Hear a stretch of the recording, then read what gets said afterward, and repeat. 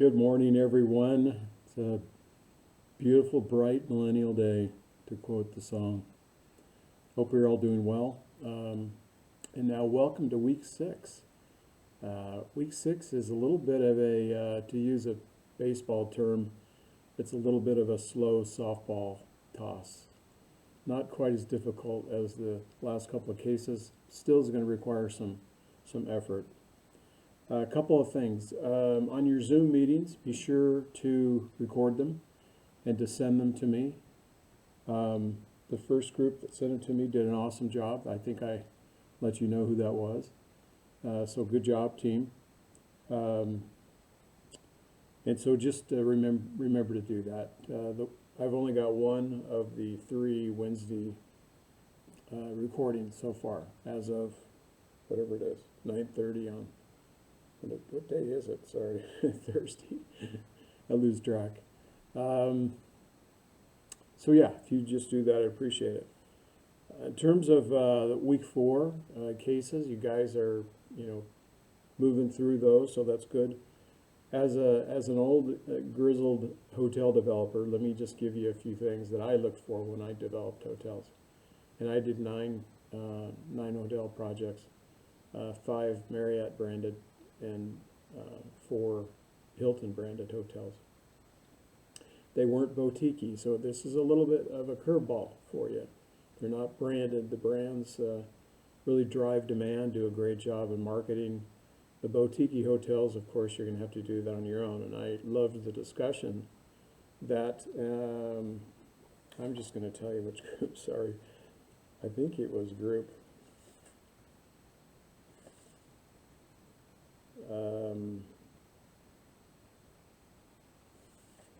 Sorry, I think it was group 5. Group 5, is that right? Who sent me their, and you did a great job. You did exactly what I'm looking for in a group discussion. So you answer the questions, you discuss the questions, you talked about the risks, sort of the upsides and the downsides, and when you write a check for several $1 million, it's a tough thing to do. I mean, it's a lot different than paying $30 for utilities, and so you have to really swallow and make sure that you're willing to take the risk. I always had the philosophy that if I can't afford to lose it, I shouldn't invest it. So in any case, so there's the things I look for is I looked at the supply in the marketplace. I looked at all the other hotels to kind of see how they're doing. I assessed whether there's going to be changes in the market, whether additional hotels are coming in, and just how that'll affect the supply in the marketplace. Secondly, I looked at the demand. Is the demand, meaning the demand for hotel rooms, is that increasing, decreasing, is it staying the same? Are there other businesses that are expanding or coming into the market? All those things are factors that I looked at, especially as it relates to when the hotel would come online. So you sort of forecast your occupancies based on when you think you'll come online. And then I looked at the dynamic in the market. What's changing? How will this hotel impact that dynamic in the marketplace? Is it priced high? Is it right in the middle? Is it low? Are the rooms being demanded that are budget oriented, or are they business type hotels like a Courtyard or a Hampton Inn? Those sorts of things. So I kind of looked at the demand. Then lastly, I looked at the costs. And I always like to forecast high, knowing that costs change over time. And you forecast, do a pro forma today, but you actually don't develop it for a couple of years. So you have to be pretty bullish on your costs. And then I look at the returns based on the numbers. So that's kind of the basics of hotel development. All right, so good luck with that.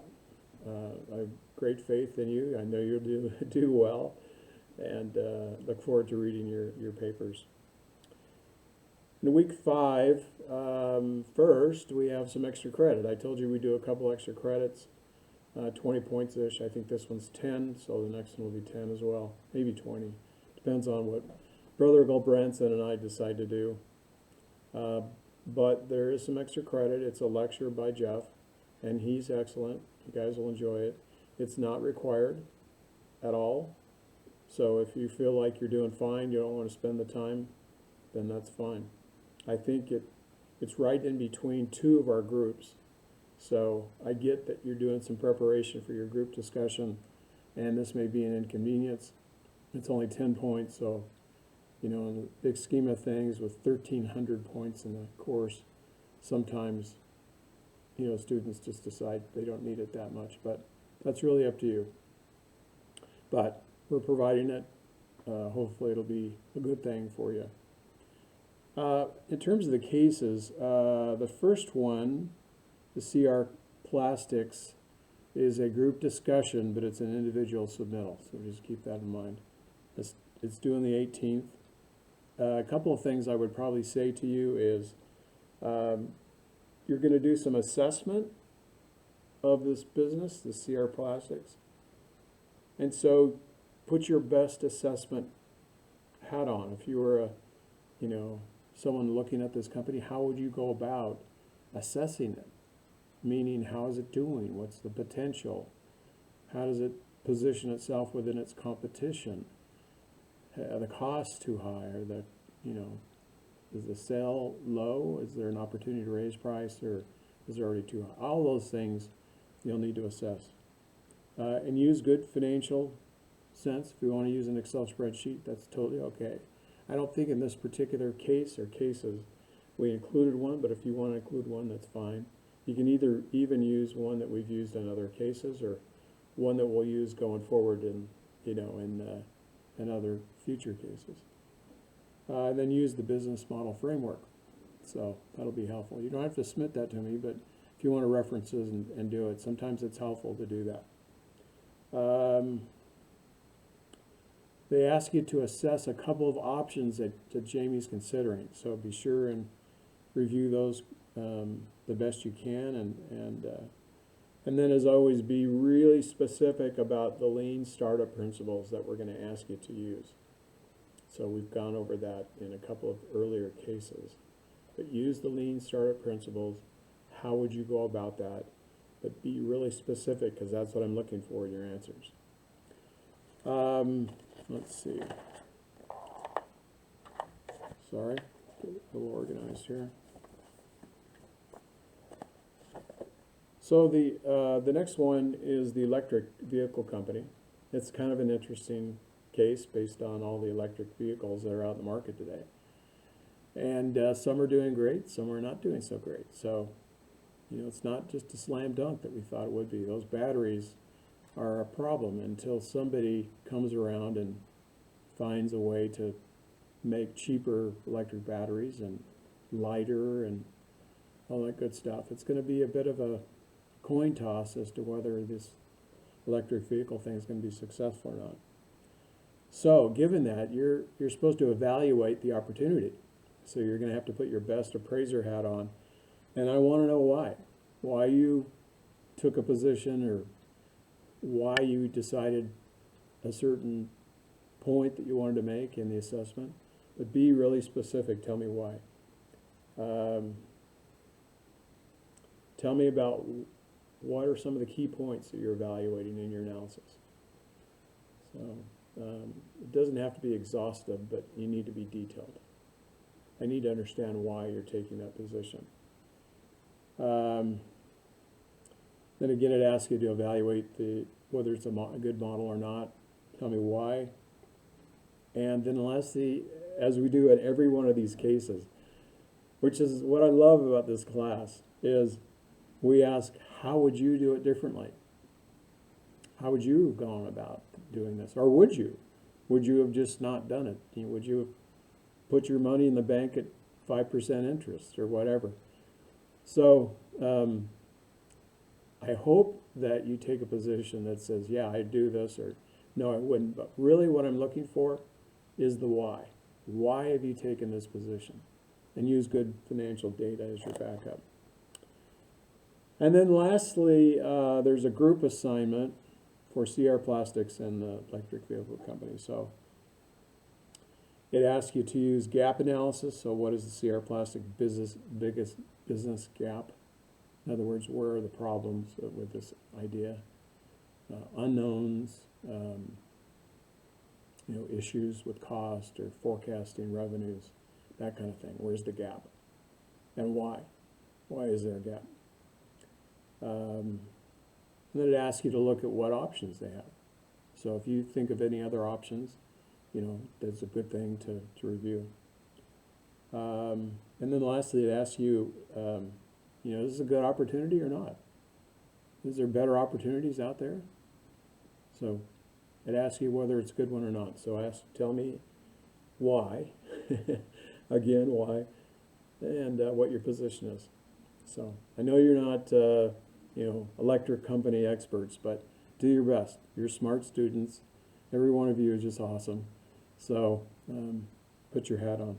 And again, they ask you to do this in a Word document, but if you want to use an Excel document, go ahead, have at it.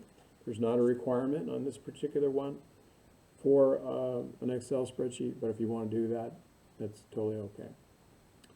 Last week, we had some confusion as to whether both of the spreadsheets should have been submitted or not, and I made some adjustments to the grades because it was a little vague, and Jeff and I have changed that already for next semester.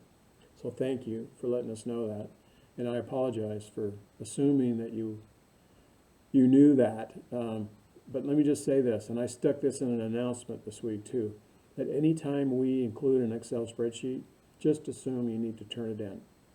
So we include it because you do your analysis with it, and then you write up based on that analysis. So just include the spreadsheets all the time. Hopefully that's clear. If it's not, just ask me about it when I'm in your groups again. And I will be in your groups again next week, week 5. I probably will attend 1 or 2 this week, just because I'm having a surgical procedure done next week. It's the old guy syndrome. When you get old, everything hurts. And so I'm having a little back surgery done, a little back treatment. So not anything major, just something I have to do. And then lastly, we're going to do a little traveling. We have some great friends who live, or we went to BYU Provo with, and he's the visitor center director back in Vermont for Joseph Smith's birthplace. So we're going to go do our touristy things, and so my group involvement will be on my laptop somewhere in an airport or somewhere else, but I'll try and be there. If I can't, I'll let you know, but still record them. All right, brothers and sisters, I love you. I'm grateful for you. It's pretty exciting to be part of your growth here, and I sure hope that I can do everything I can to help you accomplish your objectives and your goals and become successful in life, not just from a business perspective, but from a personal perspective. For me, it's the greatest reward of doing this is watching you grow, being part of that growth. And I love to get emails. I've done this for almost 10 years now, and so some of the students have become CEOs of companies and so forth, but I love getting emails from students that said, thank you, for this class, because it made me think, and many of these situations I had to go through, and I knew what to do. So feel free to send me notes after school and after you graduated. Keep me updated as to what you're doing. Also week 5 and also week, I think, 12, we do a teacher evaluation. So you get to kind of throw your spears at me. And I'm happy to take all your feedback. It comes to me, it doesn't go to anyone else. And so just be honest and straightforward. I wish we could be in a classroom environment because it's a lot more personal, but that's not the cards that we're dealt here. We're online and trying to do our best to interact together. So with that constraint, of course, we do an evaluation of the course, of the instructor, and anything you want, anything else you want to say. So happy to listen to those. All right, brothers and sisters, have a great week. I'm going to post this now during week 4, and just because I want you to be ready for week 5. And of course, I gave you comments about hotel venue and how I go about doing things. Again, if you have questions, send me a note. Many of you have been really good about questions you've had. They've been good questions, so I'll do my best to answer them as soon as I can, as soon as I can get them. Try and be responsive. All right. Good luck, and have a wonderful week.